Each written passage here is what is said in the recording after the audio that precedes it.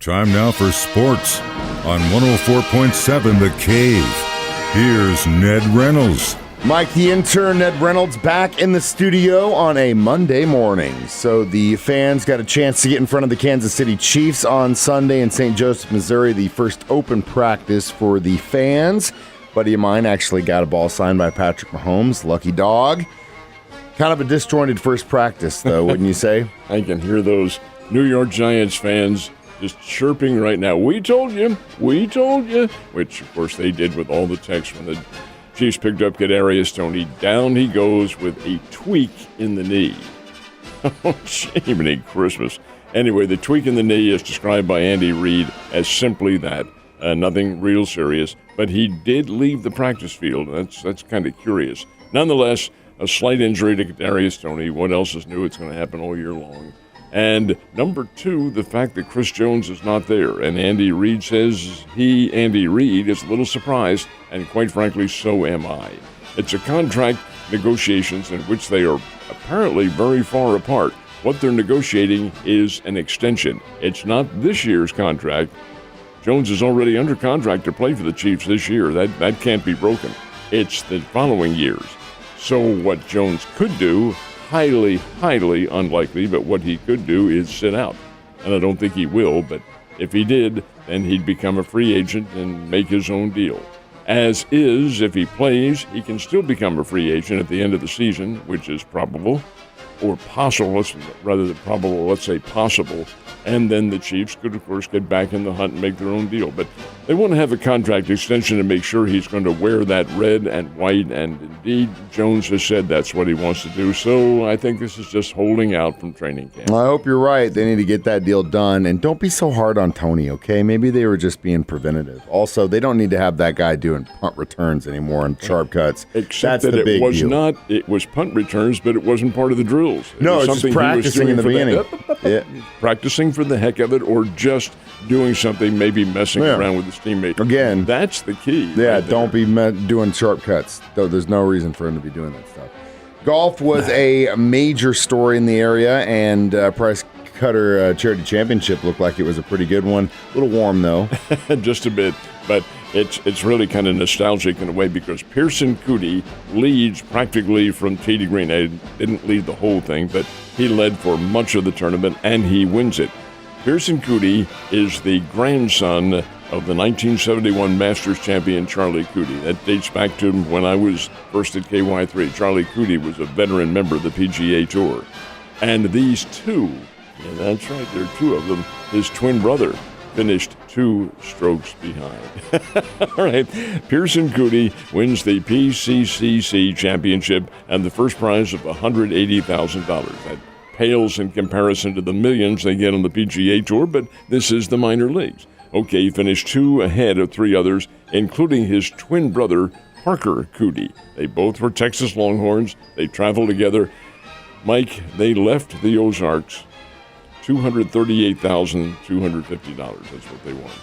$238,250. That's Parker Coody's for third place, or second place, actually, and Pearson Coody's is the winner. Those guys pocket their checks, and they leave for the next tournament. That's pretty good. Yeah, I wonder if he had to buy his brother dinner after that one. I suspect probably, the younger one probably both. Yeah, brotherly love. You're never going to hear the end of it. British Open also, who won in England? It's an unheralded American golfer named Brian Harman. Now, he's not new to the Pro Tour, but he's really never won. Product of the University of Georgia, 36 years old, and this is his first major victory. Never won before. In fact, he has very few tour victories. He does have some, but finished 13 under par in rainy conditions. What else is new at the British Open? They played Royal Liverpool, and he finished 13 under par and 6 ahead of the challengers, and a really steady tournament for a lefty. And he is a left-hander, Brian Harman. He is the British Open champion for 2023. So, on a day when a former Cardinal entered the Hall of Fame, did the Redbirds get a win? No, they did not. Now, the Cardinal who entered the Hall of Fame, as most of you know, is Scott Rowland. He was inducted into Cooperstown yesterday. Very emotional circumstances, including that by his partner, Fred McGriff, who is the other individual to go into the Hall of Fame. Fred, the crime dog, McGriff, who is just a great home run hitter. Anyway, those two went in the Hall of Fame. No, the Cardinals did not win. Really need to get one, too. Cubs won 7-2, all 7 runs allowed by Jordan Montgomery, who went 5 2/3 innings in this game. This is really kind of interesting, Mike, because I was talking to some friends of mine. What did they have to do in that Cardinals-Cubs series? I thought, and the others agree with me, Cardinals really had to win 3 out of 4. Instead, they lose 3 out of 4. Cardinals are now 12 under 500, 11 out of first place. Well, do they have a chance? Well, I think probably with the trade deadline this week, tonight's and the next 3 games that they have coming up are the telltale. Cardinals play the Arizona Diamondbacks out in Phoenix. Tonight, Adam Wainwright is going to try to come back tonight after being on the sidelines now for about a little over 14 days now. He's been sidelined with what was supposed to be shoulder injuries. He said, hey, the shoulder feels fine. I've had some injections in there. My curveball is really biting very well. Okay, we'll see.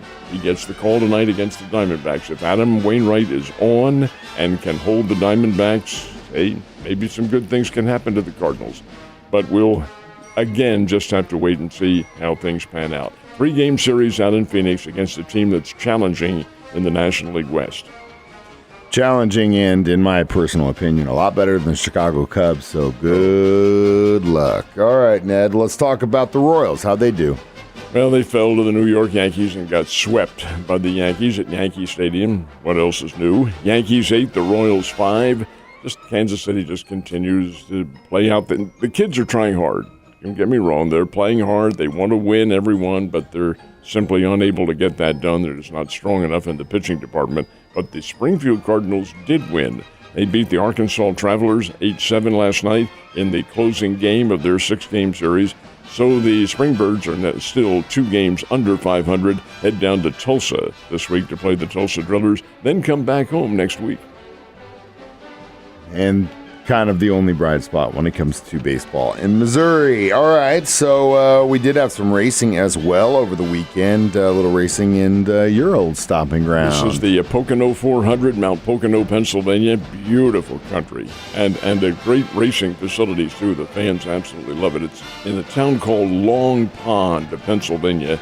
And indeed, they have racing there every year, including Indy-style racing. But yesterday, I should say, it was NASCAR. 7 laps remaining in the race. They had a restart because of a spin-out. So they restarted the race, called everybody together, and they started in the position in which the caution flag fell. Well, Kyle Larson's in the lead. Denny Hamlin got right out, kind of pushed him a little bit, forced him into the wall, knocked him out of the race, and Denny Hamlin gets the win at the Pocono International Raceway. The fans weren't happy. Neither is Kyle Larson. A lot of acrimony on the NASCAR circuit because Denny Hamlin may have been a bit aggressive. Whatever. Hey, that's part of racing, and we'll see what happens from there. But the winner is Denny Hamlin.